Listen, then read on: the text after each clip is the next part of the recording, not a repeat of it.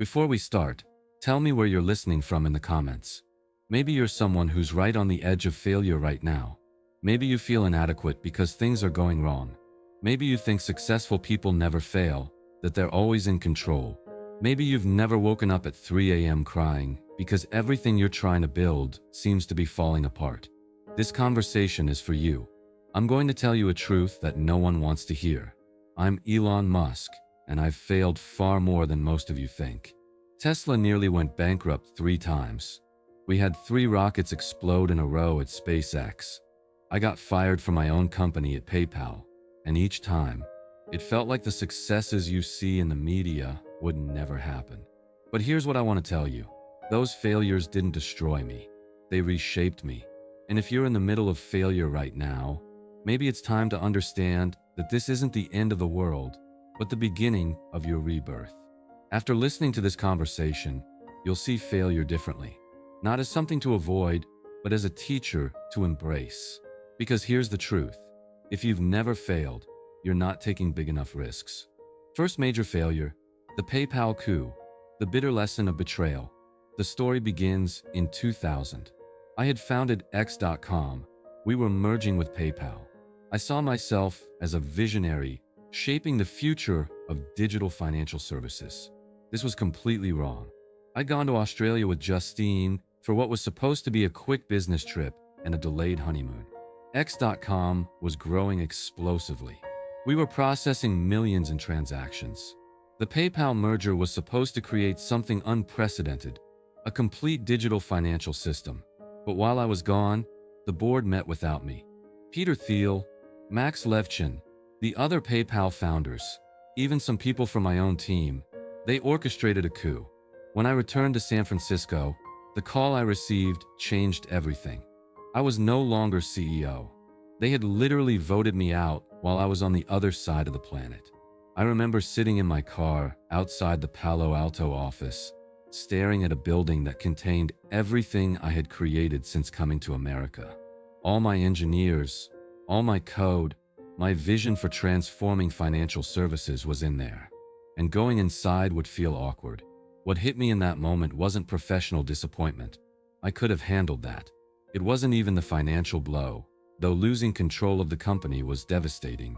What broke me was that people I trusted, people I considered friends, had been planning this behind my back for weeks. I had given everything to this company, 100-hour work weeks, sleeping on the office floor, putting personal relationships on hold. I thought we were building something together, but they saw me not as a partner to work with, but as an obstacle to remove. That night I went to the beach and sat on the sand until sunrise. And I cried. Not just from pain, but from confusion. How could I have been so wrong about people I thought I knew well? But as the sun rose, something changed. Crying had cleaned away the pain, leaving something else. Clarity. I realized that being betrayed wasn't a reflection of my worth or my vision. It was information about who I could trust and how I needed to structure future partnerships, how I needed to protect my decision-making authority when I believed strongly in a direction. Most importantly, I learned that sometimes the people who kick you out of your own creation are actually doing you a favor. They're freeing you to build something bigger. PayPal went on to be successful, and when eBay bought it for $1.5 billion, I made enough money to fund my next ventures. But more important than that, getting kicked out of my own company taught me lessons about leadership, trust, and resilience that I've used every day since. That betrayal hurt, but it also freed me to think bigger than just financial services, to think about electric cars and rockets to Mars. Second major failure, Tesla's life or death struggle.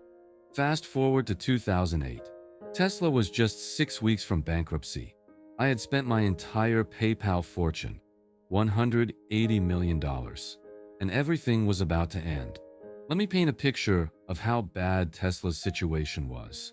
We had burned through all our funding, and nobody wanted to invest in an electric car company run by some guy who made his money on the internet. The global financial crisis had hit, and nobody wanted to fund anything uncertain. Our first car, the Roadster, was having production problems.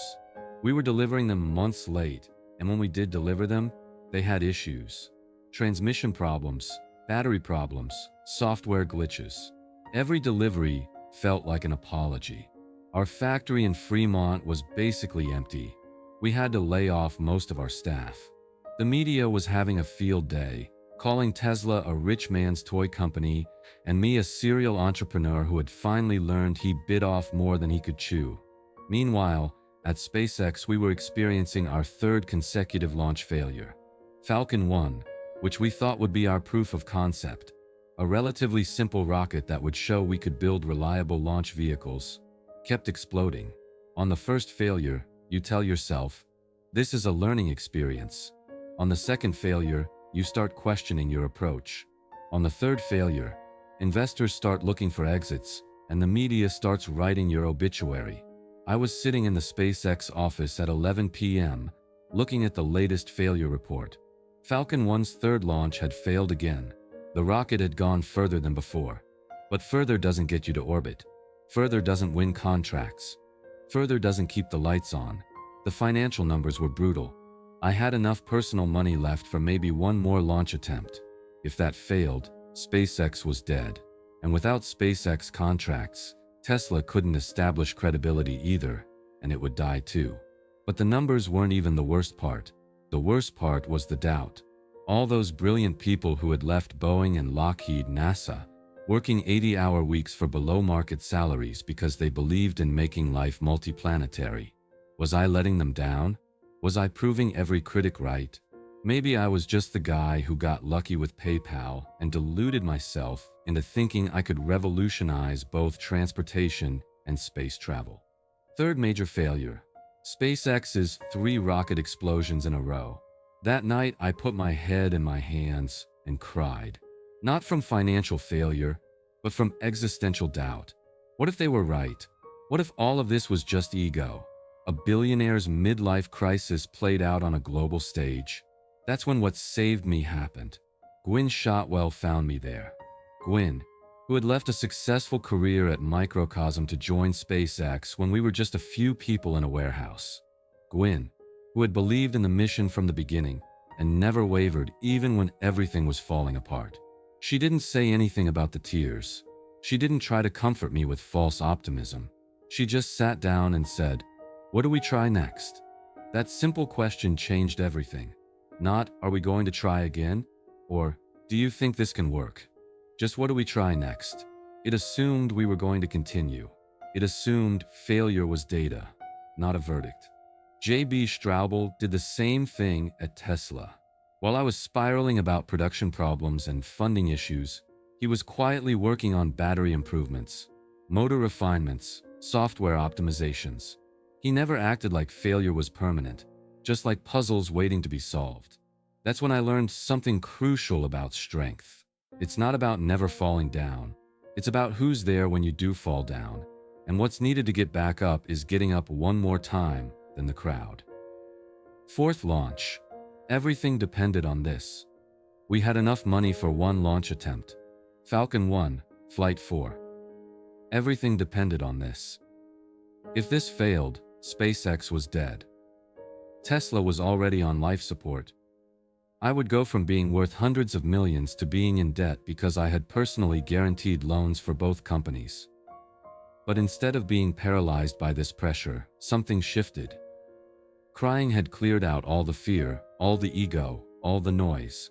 What remained was pure mission clarity. We weren't launching a rocket. We were launching the future of human consciousness. We were either going to prove that private companies could revolutionize space access, or we were going to fail in a way that taught the next team how to succeed. The team felt it too. No panic, no finger pointing, no resignations. Just focus. We spent every remaining dollar making that fourth launch as perfect as possible. We ran simulations until our computers overheated. We tested every component until it broke, then redesigned it to be stronger. September 28, 2008, Falcon 1 Flight 4. The rocket lifted off from our launch site in the Marshall Islands. I watched the live stream from Hawthorne, surrounded by the entire SpaceX team. Everyone who had believed in this impossible dream, who had worked for years to make it real. First stage separation successful. Second stage, ignition successful. Payload fairing separation successful. Second stage shutdown successful. And then the words I'll never forget. Falcon 1 has reached orbit. The room erupted. People were crying, screaming, hugging each other. We had done it. After 3 failures, after burning through my entire fortune, after years of being called crazy and impossible, we had actually done it. But more than that, we had proven something fundamental. Sometimes being willing to lose everything is necessary to gain everything. What I learned from failure: that success saved both companies. Within months, NASA awarded us a $1.6 billion contract for cargo resupply missions to the International Space Station. Tesla got emergency funding from investors who suddenly thought maybe this Musk guy actually could execute on impossible visions. But more importantly, I learned that sometimes you have to lose everything to find out what you're actually made of. And I learned that crying isn't the opposite of strength. It's the reset button that lets you access strength you didn't know you had. Each failure taught me something different. The PayPal coup taught me that betrayal is often redirection. It freed me to think bigger than just financial services. It taught me to structure partnerships more carefully and trust more wisely. Tesla and SpaceX almost failing taught me that persistence isn't just continuing. It's continuing with precision. It's not enough to keep trying the same thing over and over. You have to learn from each failure, adapt your approach, and try something smarter next time. Crew Dragon's success taught me that the impossible is just the untested. Things that seem impossible are usually just things that no one has figured out how to do yet. But if you can break them down to first principles and you're willing to accept a lot of failures along the way, most impossible things turn out to be just really hard. The science and power of crying. Every time I cried, I wasn't just releasing emotion. I was clearing space for the next level version of myself. Most people run from emotional pain. They numb it with alcohol, distract from it with entertainment, medicate it away with antidepressants. They treat crying like a malfunction instead of a feature. But pain is information. Crying is your nervous system's way of processing overwhelming data and preparing for the next phase.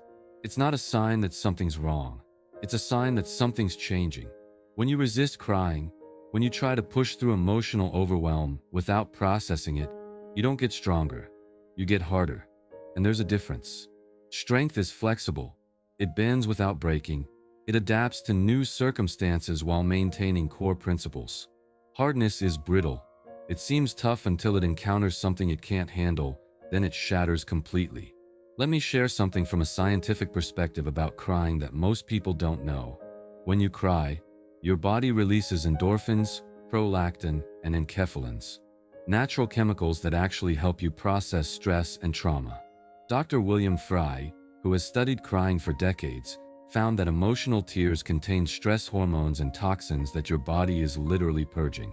When you cry, you're not just expressing emotion, you're physically detoxifying your nervous system. This isn't New Age mysticism. This is neuroscience. Your brain has evolved crying as a way to reset itself after overwhelming input. When you skip that reset, when you force yourself to stay strong and keep pushing, you're working with a nervous system that's running on corrupted data. I learned this the hard way. The times in my life when I tried to push through without processing, when I tried to be rational about emotional situations, I made terrible decisions. I burned out teams, damaged relationships, and wasted years pursuing strategies that felt logical but were actually just trauma responses. But when I let myself feel what I was feeling completely, when I cried until I was empty, I could think clearly again. I could see problems I had been missing.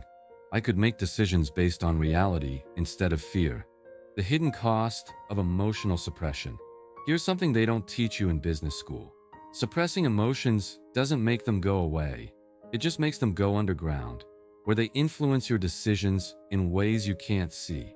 When I was trying to be the rational CEO who never let emotions affect business decisions, I actually made more emotional decisions, not fewer.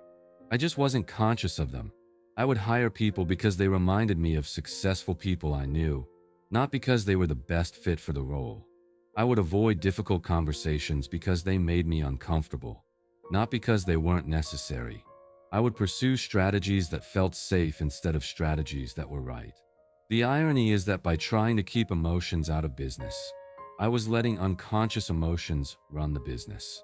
But when I started acknowledging my emotions, processing them fully, and then making decisions from a clear state, that's when my judgment improved dramatically. I could see people more clearly, assess risks more accurately, and make decisions based on first principles instead of unconscious biases. This applies to teams too. The companies with the healthiest cultures aren't the ones where no one ever gets emotional. They're the ones where people can express emotions appropriately, process them together, and then align around shared goals. At SpaceX and Tesla, we've learned that technical problems often have emotional components. When an engineer is afraid to admit they're stuck, when a team is too proud to ask for help, when leaders are too ego-invested in a particular approach, those emotional dynamics create technical failures. But when people feel safe to be honest about what they're feeling, when they can express frustration or fear or uncertainty without being judged, they solve problems faster and build better solutions. Final words: dance with your failure. If you're going through something right now that feels like it's going to break you, let me tell you something. You're not breaking. You're breaking open. The question isn't whether you'll face overwhelming challenges. You will. The question is whether you'll let them close you down or crack you open. Because here's the secret about crying, about real emotional release. It's not the end of your strength. It's the beginning of your authenticity. When you stop pretending you're not affected, when you stop performing in vulnerability, when you let yourself feel what you actually feel, that's when you can respond to reality instead of reacting to your fears about reality. At 54, I've learned that what really mattered in my life wasn't my failures. It wasn't my successes either. It was how I learned from them, how I got back up every time I fell, how I became a little wiser, a little kinder, a little more effective at being the person I wanted to be each time. Your tears aren't a sign that you're not strong enough for your dreams. They're a sign that you're strong enough to fight for what matters. Share this with someone who's struggling. Subscribe if these conversations help you think differently. And remember, your worth doesn't depend on someone else's assessment of your desirability. Sometimes the most radical thing you can do is learn to be happy on your own. When life brings you to your knees, don't be ashamed. Be present. Let it move through you completely. Then ask yourself, what is this teaching me? What is this clearing space for? Your failure isn't a sign that you're not strong enough for your dreams. It's a sign that your dreams matter enough to fight for. Now go out there and fail. Then use that failure as fuel for your next level of success. Because here's the real secret.